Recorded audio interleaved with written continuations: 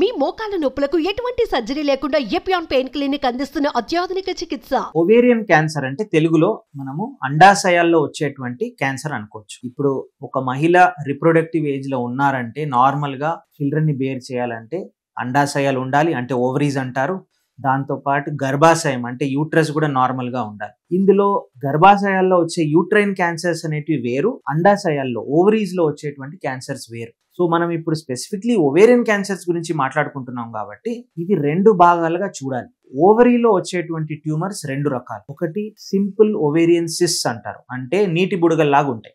నార్మల్లో every month normal గా periods జరుగుతూ ఉన్న క్రమంలో, గ్రోత్ హార్మోన్స్ జరుగుతూ ఉన్న క్రమంలో నార్మల్లీ ఓవరీలో చాలా చేంజెస్ జరుగుతూ ఉంటాయి. ఒకలాగా పుట్టినప్పుడు ఎలా ఉంటుందో ఓవరీ అలా ఉండదు. అందులో చిన్న చిన్న నీటి బుడగలు లాంటి సిస్ట్ ఫామ్ అవుతూ ఉంటాయి, ఒక్కోసారి ఆటోమేటిక్ గా డిజపియర్ అవుతూ ఉంటాయి. కొన్ని పరిస్థితుల్లో ఈ ఓవరీలో ఉండేటువంటి సిస్ట్ పెద్దగా కావచ్చు, కానీ పెద్దది చిన్నది అని కాకుండా ఈ ఓవరియన్ సిస్ట్ అనేది సింపుల్ సిస్టా కాంప్లెక్స్ సిస్టా అని మేము నార్మల్ గా డివైడ్ చేస్తాం. సింపుల్ సిస్ట్ అంటే ఒక పొర ఉండి అందులో నీరు ఉంది అనేది, దాంట్లో ఏమి కాంప్లికేటెడ్ ఫీచర్స్ కానీ వేరే ఫీచర్స్ కానీ లేవని. కాంప్లెక్స్ సిస్ట్ అంటే అందులో పొరతో పాటు మధ్యలో వాటర్ కంటెంటే కాకుండా చాలా అన్యూజువల్ ఫైండింగ్స్ ఉంటాయని మనం స్కాన్ లో తెలుసుకోవచ్చు. ఈ కాంప్లెక్స్ సిస్ట్ అనేది ఎప్పుడు కూడా ఇగ్నోర్ చేయకూడదు. ఈ కాంప్లెక్స్ సిస్ట్ అనేది ఏ ఏజ్ గ్రూప్ కూడా రావచ్చు. ఇన్ఫాక్ట్ యంగ్ లేడీస్ లో ఉండొచ్చు, ఎల్డర్ లేడీస్ లో ఉండొచ్చు. ఒకవేళ స్కాన్ లో, అల్ట్రాసౌండ్ స్కాన్ లో కాంప్లెక్స్ సిస్ట్ అని వచ్చింది అనుకోండి, ఎప్పుడు కూడా డాక్టర్ దగ్గరికి కానీ, గైనకాలజిస్ట్ దగ్గర కానీ, ఆంకాలజిస్ట్ దగ్గర కానీ వెళ్ళాలి.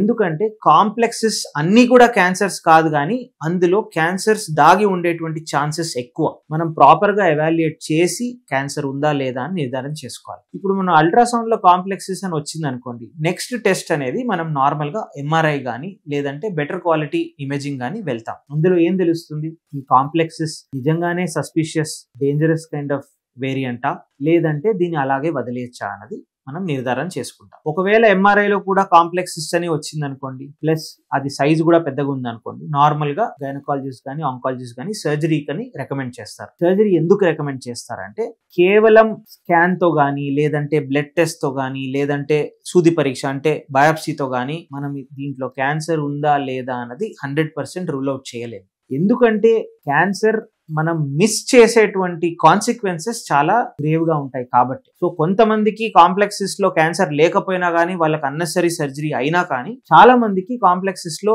దాగి ఉన్న క్యాన్సర్స్ మనం డిటెక్ట్ చేయడానికి ఆపరేషన్స్ అనేవి సజెస్ట్ చేస్తుంది. ఇది సర్జరీ టైంలో కూడా మనం పేషెంట్ అనస్థీసియాలో ఉన్నప్పుడు టెస్టింగ్ చేసేటువంటి ఫెసిలిటీస్ కూడా ఇప్పుడు వచ్చేసాయి. ఫ్రోజన్ సెక్షన్ అనేటువంటి ఎవాల్యుయేషన్ ఎలా ఉంటుందంటే ఆపరేషన్ టైంలోనే ఈ ఓవరీలో ఉండే గడ్డని మొత్తం టెస్టింగ్ కి పంపిస్తాము. అందులో ఒకవేళ క్యాన్సర్ రాలేదంటే సర్జరీ కంప్లీట్ అయిపోతుంది. ఒకవేళ క్యాన్సర్ వచ్చింది అనుకోండి, క్యాన్సర్ కోసం చేసేటువంటి అడిషనల్ స్టెప్స్ అంటే యూట్రస్ ని తీసేయడం, ఆపోజిట్ ఓవరీని తీసేయడం, లింఫ్ నోడ్స్ ని కూడా తీయడం, అదే ప్రొసీజర్ లో మళ్ళీ సెకండ్ ప్రొసీజర్ వెళ్లకుండా మేము చేస్తున్నాం. ఇది ఒక పక్కన పెడితే ఇదంతా ఓవేరియన్ సిస్ట్ గురించి, కాంప్లెక్స్ సిస్ట్ గురించి చెప్తున్నాను. కానీ ఎల్డర్లీ లేడీస్ లో 60-70 దాటిన లేడీస్ లో వచ్చేటువంటి ఓవేరియన్ క్యాన్సర్స్ వేరే టైప్ ఆఫ్ క్యాన్సర్స్. ఇది ఓవరీలో పెద్ద గడ్డ ఉండకపోవచ్చు, చిన్న గడ్డనే ఉండొచ్చు, కానీ అవి చాలా ఫాస్ట్ గా వేరే ఆర్గన్స్ కి నార్మల్ గా స్ప్రెడ్ అవుతూ ఉంటాయి. ఇవి నార్మల్ గా సీరియస్ ఓవేరియన్ ట్యూమర్స్ అంటారు. ఇవి ఎల్డర్లీ లేడీస్ 60 దాటిన వాళ్ళలో చాలా కామన్. చాలా మంది ఎలాంటి కంప్లైంట్స్ తో వస్తారంటే ఓవరీకి స్పెసిఫిక్ కంప్లైంట్స్ అనేటువంటి ఉండవు. నార్మల్ గా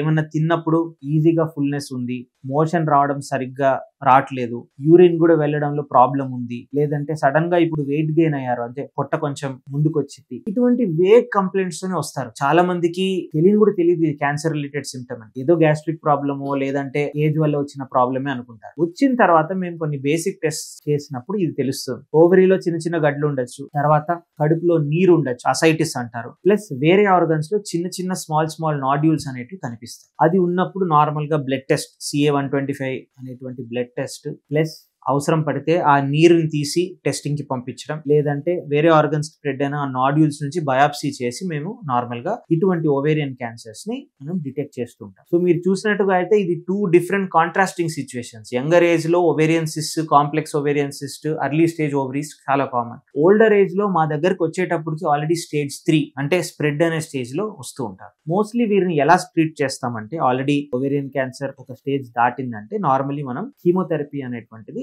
ఇస్తూ ఉంటాం. ఒక గుడ్ పాయింట్ ఏంటంటే ఈ ఓవేరియన్ క్యాన్సర్స్ కీమోథెరపీకి చాలా బాగా లొంగుతాయి. సో రెస్పాన్స్ రేట్స్ అనేవి చాలా బాగుంటాయి. మనకు ట్యూమర్ లో ఉండేటువంటి గడ్డలు కూడా తగ్గుతాయి. ఆ నీరు కూడా కంప్లీట్లీ ఆల్రెడీ డ్రై అప్ అయిపోతూ ఉంటుంది. కానీ కీమోథెరపీ ఒక్కటే దీనికి ట్రీట్మెంట్ అయితే కాదు. కీమోథెరపీ ఇచ్చిన తర్వాత ఇటువంటి పేషెంట్స్ అందరికీ ఒక మేజర్ సర్జరీ అంటే సైటో రిడక్టివ్ సర్జరీ అనేటువంటి ఒక మేజర్ సర్జరీ చేయాల్సి వస్తుంది. సైటో రిడక్టివ్ సర్జరీ అంటే ఈ ఓవేరియన్ క్యాన్సర్ ఎక్కడెక్కడ స్ప్రెడ్ అయింది అన్ని ఆర్గన్స్ ను ఐడెంటిఫై చేసి అక్కడ ఉండేటువంటి ట్యూమర్ సెల్స్ ని అన్నిటినీ కూడా సర్జరీలో తొలగించే ప్రొసీజర్ ని సైటోరిడక్టివ్ సర్జరీ అంటారు. ఇది ఆల్మోస్ట్ 4 to 6 hours ప్రొసీజర్. అవసరం పడితే అదే టైంలో ఆపరేషన్ టైంలో కడుపు లోపల కీమోథెరపీ, హీటెడ్ కీమోథెరపీ అంటారు, దీనికి హైపెక్ అని కూడా అంటారు, అది కూడా ఇస్తాం. ఎందుకంటే అడ్వాన్స్డ్ ఓవేరియన్ క్యాన్సర్స్ లో మెయిన్ రిస్క్ ఏంటంటే ట్రీట్మెంట్ అంతా అయిపోయిన తర్వాత కూడా మళ్ళీ రికరెన్స్ వచ్చేటువంటి ఛాన్సెస్ ఎక్కువ. అదే థైరాయిడ్ క్యాన్సర్స్, వేరే క్యాన్సర్స్ అంటే ఆ రిస్క్ ఉండదు, కానీ ఓవేరియన్ క్యాన్సర్స్ లో రికరెన్స్ రిస్క్ ఎక్కువ. సో